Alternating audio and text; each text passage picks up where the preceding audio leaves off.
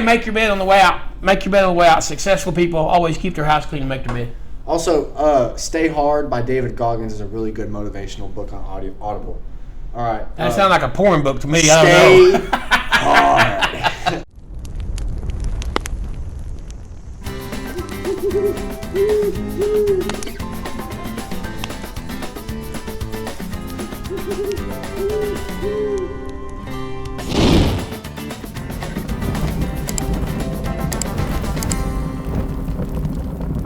Look in the bio right down here below us, and you will see where you can. Oh, we're supposed to say subscribe. Like and subscribe to the video. Welcome back, everybody, to the second episode of our new advice show, Fireside Chat. It's your boy Isaiah, the young, the masculine, the tall figure, here with. He's pathetic. What is a fireside chat? Do you even know? It's like sitting beside a campfire, telling stories, you know? Do you think it's maybe where the older pass down the information to the younger to help them grow and give them the knowledge and hand them the baton? I think he knows what he's talking about. I don't know. Yeah, that's about what it is. That's what it is. Yeah. Stories from the old time and lessons learned and things like that. That's what a fireside chat is. So imagine a little crackly fire out here where my hand is in my little fireball, you know, got a fire out there. Yeah. So welcome to the fireside chat. Let's do it. One day when we get more money for our set, we'll have a fire popping out of here. I can afford a fire. I thought about putting some gas on there and throwing a match and just freaking you out. Woof. That's a great idea. Lean forward and burn your hair. All right, so luckily this show has been a freaking, just a sensational hit, dude. Just a pop classic. So we have some more advice for us. Let's go ahead and watch this one from my buddy Drew here. All right, Blue, I got you, man. Shampoo it. Quick question about life. What is the best motivation to get someone out of bed? And what is your advice to help anyone handle those negative emotions that stop them from getting out of bed? You want to start this one off? Yeah, that's interesting to me. Uh-huh. Success motivation. Well, I can run with this. All right, first of all, a lot of people are negative. A lot of people at work are negative. A lot of people in life are negative, and those people just suck. Yep. And those people bring you down, and sometimes they kind of drag you down to where they are, and then you get stuck there, and you've got to get rid of those people in your life first of all. But something else, you got to do a couple little things you need to do. One is you really got to get involved. If we're talking about what he said, if you want to be successful, if you want to be motivated, you need 1 or 2 success tapes. And I'm just going to say Think and Grow Rich. And what you do is, it's okay, success and motivation is a mindset. It's something that you do every day. It's something that you train. So you buy a tape. I'm not telling you to buy a book. You buy a little tape set. I'm going to Should an audio book work? This is what I'm talking about. Okay. The audio book. Yeah. And you buy, I'm going to say Think and Grow Rich, Napoleon Hill. Because that's what I did when I first decided to become successful. I had to get positive motivated. So I bought the success tape, and I would listen to it at night when I go to bed, and then I'd turn it on right when I got up in the morning, and I'd listen to it in the morning. But now listen to this. I'd turn it on at night when I went to bed, and it would last for like an hour and a half. And so I would go to sleep maybe 10, 20, 30 minutes in, who knows. But now we're going to talk about the deeper thought. The subconscious mind is listening to all this motivational stuff at night. And it's a track playing over and over and over, and it's saying the same thing over and over and over. So you're learning over and over and over, just like shooting a basketball. It's repetition. Yeah, it's repetition. Listening is repetition. So now you're saying, okay, now I want to get out of bed. Yeah. Well, I want you to be successful. I don't want you to just get out of bed. I think the best motivation to get out of bed is just have some fucking, some pet ants at 7 a.m. to crawl onto your bed and start biting you. That's probably not going to work. But I don't know, dude. You tell me you're going to lay in a bed when there's ants biting that's you. Not going to make you. That's not going to motivate you. So anyway, let's move on. Motivate you to get the fuck in the shower. No, let's move to the real. All right. So there's a couple things here, and this is what I really do. I think you should set goals, and Isaiah sets goals, and he writes his goals down. He has goals all day long, which I find insane, but awesome. A lot of goals. But you have to have goals, short-term goals, long-term goals, and Think and Grow Rich will teach you to set those goals. And then you start focusing on those goals, and you start saying those goals out loud to yourself, standing in front of a mirror. Then you start listening to a tape every night. Now, in the morning, you might not want to wake up listening to that tape. So what you should do in the morning is you should have your favorite music, and you should turn it on and crank it up some. What's your favorite song motivational? What song gets you going? Like the Rocky music, the problem is I'm from a long time ago, And so like Journey and REO Speedwagon, there's a lot of songs like Keep On Loving You and stuff like that. Yeah. Can just get you rocking and get your blood pumping. There you go. So that's what you want to do is choose some music for the morning. But I'm talking about becoming successful, not just getting out of bed. So get your favorite speaker. I'm gonna keep with Think and Grow Rich. And I have a reason for that because I listened to it for a few years, and in those couple of years I came up with the idea and a plan, and I set a goal, and then that goal was to earn over $1 million by the 2000. It was about 2001. Sorry. When you set that big goal, did you have smaller goals underneath it that help you get there, like steps up a staircase? No. You didn't? No, it was a big mistake. Yeah. So and what was really bad about talking about goals for a minute, when I set that goal, I set it by the year 2000. That was when the goal was. I'd earn $1 million, and I did. And what was really weird about that goal was I didn't learn something from that goal setting. I actually earned all the money in like the 18 months between in 1998 and 2000. Mm-hmm. So like bam, So I had the goal set since 1994, and I ran toward the goal since 1994, and did everything possible to make the goal happen and build the business that happened. And it was like a huge failure for 3.5 years, and then boom, could have quit 1 million times, but didn't quit. And that's you'll find out about success. It's usually after you failed 1 million times along the way on that one path. But here was my mistake I made. I set a goal for 2000, but I didn't set one for 2005. And so I feel like I crystallized this goal, and it went boom. And then what happened was the government got involved and so on and so forth. That's a whole nother story. And the company was taken away, basically, but we made it. But that is a big deal when you have an idea in your mind of what you want to be and you get there and you're like, now what? You got to have a level 2. Yeah, you have to. There has to be a level 2. First of all, level 1 is so big that you think, God, can I really even achieve that? That's why I think, let's say we're on the ground floor and your goal is the second floor. You need to have a goal for every step of the staircase to get up there. So then first off, you know you're making progress. Second off, you have a path to go down because, of course, you took different paths to get to that $1 million goal. But when you're going up the staircase and you're checking off each goal at a time, then you're like, okay, this is feasible. I'm getting closer and closer, and you get more and more confident and motivated. But let's go ahead and move past this because it's been about 8 minutes. That's all right. But Yeah. no, I think it's really important because I want you to be successful. I don't want you just to get out of bed. And here's what I'm going to tell you to wrap this up is if you'll get involved in a motivational tape, you don't have to have 10 of them. You just need one that fits you and feels right. If you'll get involved in that, it will take your mind and listen to it at night as you go to bed. Mm-hmm. And it will go into your subconscious, and it will make you believe that you can achieve what it is that you're setting out to do. And you'll achieve it. And what you'll do is every single day, every day, you'll get stronger and stronger and stronger at doing what it takes to lay the foundation to get to that goal. And so you've got to do something like that. Now, the next thing was have some good favorite music to turn on in the morning. When you first get up, you got a trigger. Up, boom, here comes the music. Gets me up, love this music. Sing it through the shower. Yep. Couple, 3 songs at least to get you moving, and then go. And here comes the day. By the way, make your bed on the way out. Make your bed on the way out. Successful people always keep their house clean and make their bed. Also, Stay Hard by David Goggins is a really good motivational book on Audible. All right. That sounds like a porn book to me. Stay I don't know. hard. All right, next advice question.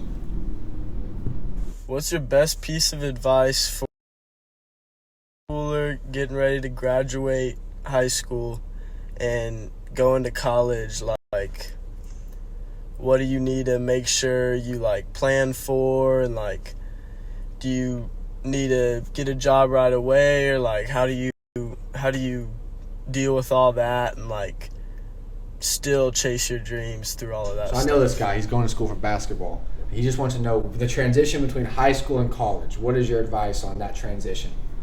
Well, that's very interesting because I watched you do it. Mm-hmm. So that's very, very interesting. So Isaiah here. Can I tell this part since I'm going to I think you should. I think you should tell what you've done for 2 years. Okay, so I graduated high school, and I was living at my mom's house. And this was the COVID year, so we did it online at the end. But I graduated, and about a month after graduation, to be quite frank, me and my mom was kind of butting heads. So I decided I'm going to take my first step of moving out, and I moved to Broken Arrow with my Nana Beth. Me and my best friend stayed there for a while, and I was looking for a job. Actually, I got a job with you that summer, working concrete. You did a temporary job, yep. Temporary job. We poured concrete in Salisal, saved $2,000 that summer, and put that to not very good use.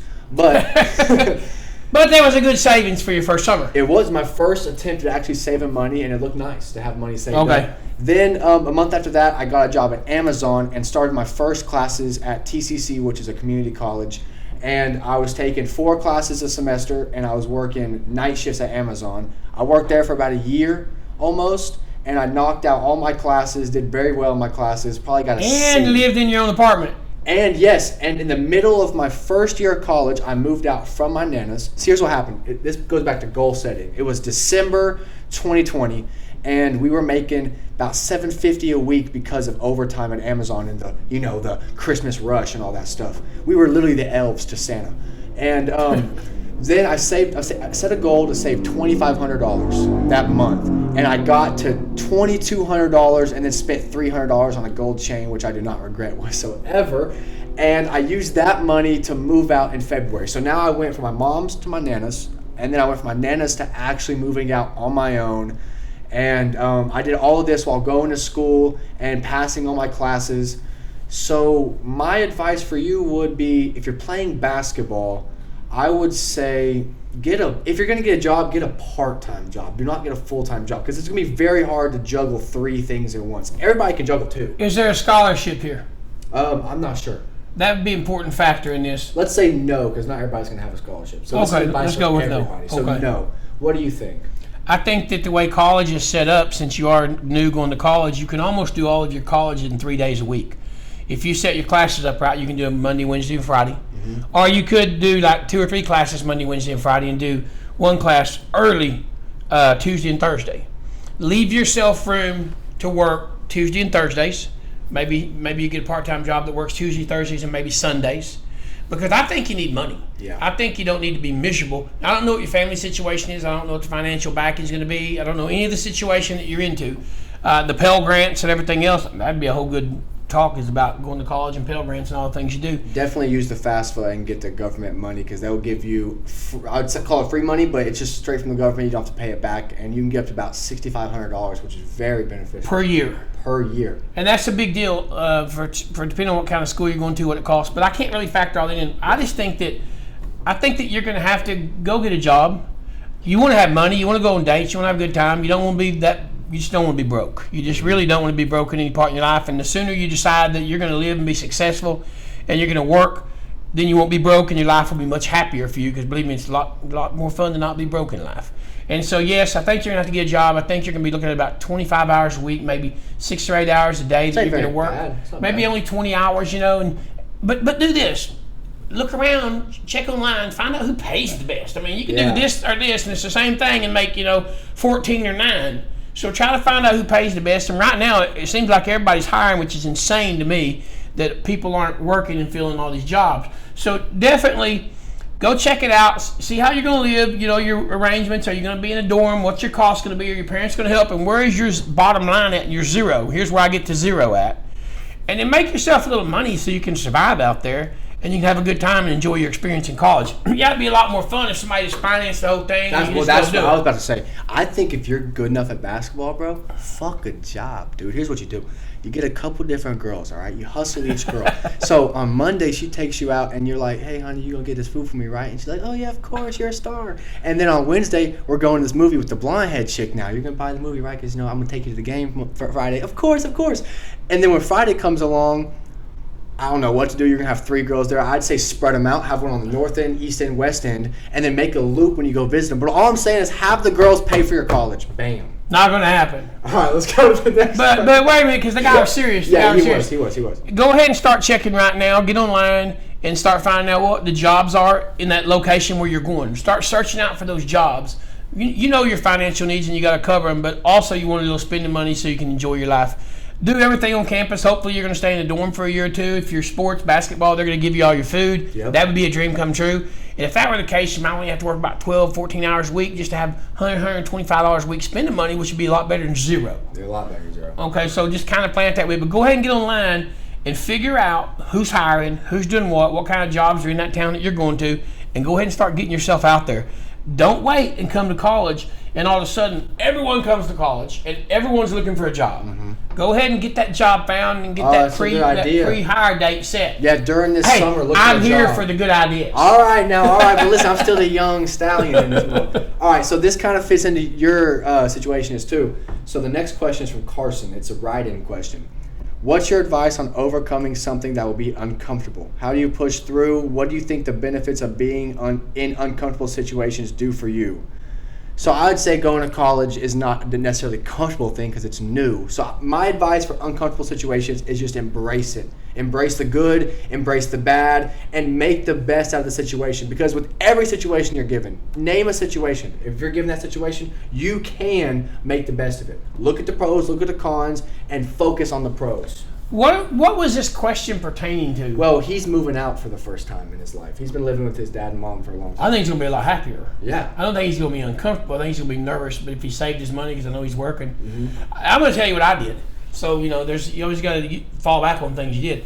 Yeah, you're right. This idea that I had to with this goal that I set where I wanted to make $1 million, it was going to require me standing on the stage and presenting to people. Okay. Well, I never stood on a stage and presented to people. So there's the uncomfortable situation. It was going to be very uncomfortable. Yeah. And so what I did for 4 years, almost daily, was I stood in front of a mirror and I presented what I thought I would be presenting to myself in the mirror until it was second nature, just bled into me. Just like listening to the tape every night and bleeding success into you.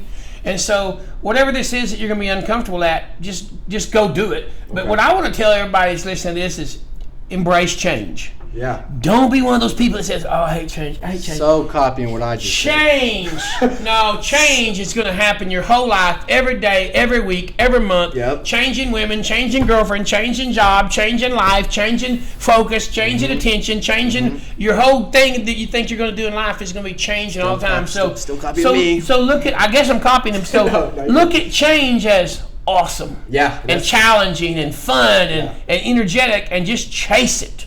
And when a change comes, embrace it, grab the ball, and run straight at it and bust through the wall. Because change is going to always happen, and if you don't like change, life is going to be a tough road for you. So just look at change like it's a game. Damn, dude. And enjoy the game. I'm ready to run through a fucking brick wall right now, bro. That's what you have to do. You're right, though. Change is always going to happen. And same with uncomfortable situations. Even some that you do not see coming will be uncomfortable. Like you were able to prepare for that speech that you knew you were going to have to give. But some situations are super uncomfortable. For example, never mind. Okay, we got one more question. Oh, all right. No, somebody emailed me. Somebody emailed you? Yeah, somebody emailed me. And their question was, Look at this guy bringing in questions, dude. well, yeah, it's a very interesting question because it goes way back. Their question was, what do you say about drugs? And I think that's an important question for people that are watching this cast, because what you need to realize is, let's just do an average. Let's just assume that 50 to 70% of the people living today have smoked pot. Okay. Okay, would you think that's a good estimate? Yeah, that's pretty good estimate. Even if it was only 40.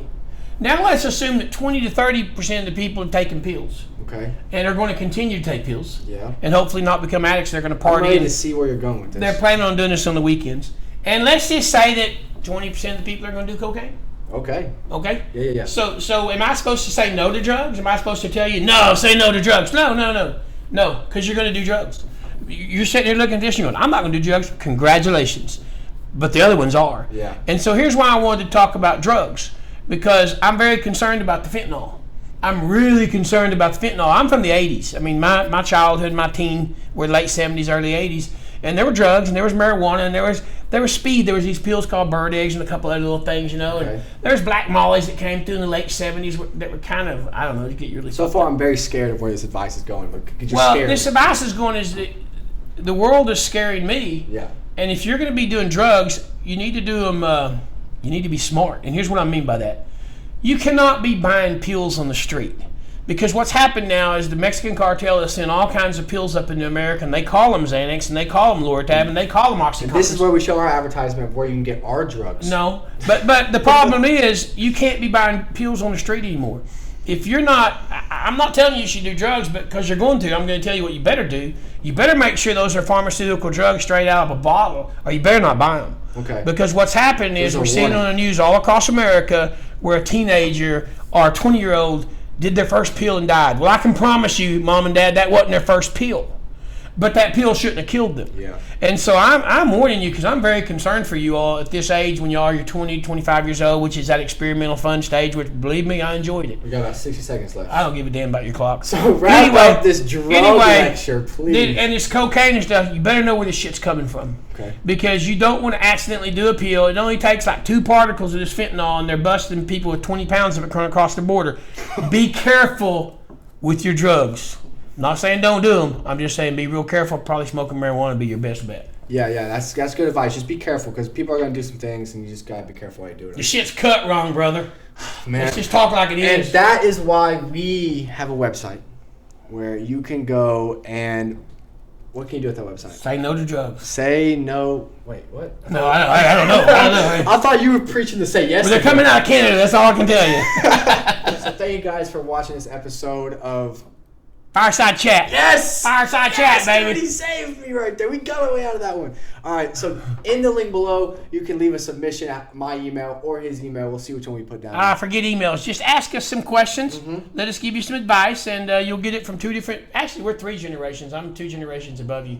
I know I look 39, but I'm probably his grandfather. Or 3 generations, because there's me and there's him. So what is your name? My name? Yeah. Oh, dude. My name? I don't know. You don't know my name? What is your name? Dude. Isaiah Blue. I thought it was Easy Blue. No. See, And what's my name? See, the issue with Easy Blue is I'm kind of banned on YouTube. What's up? What do you mean, what's your name? Isaiah Blue and Pops. Isaiah Blue. Fireside Chat. Check us out. What a terrible outro. But look in the bio right down here below us, and you will see where you can... Oh, we're supposed to say subscribe. Like and subscribe to the video. See y'all later. Bye-bye. That was awesome. That was very awesome.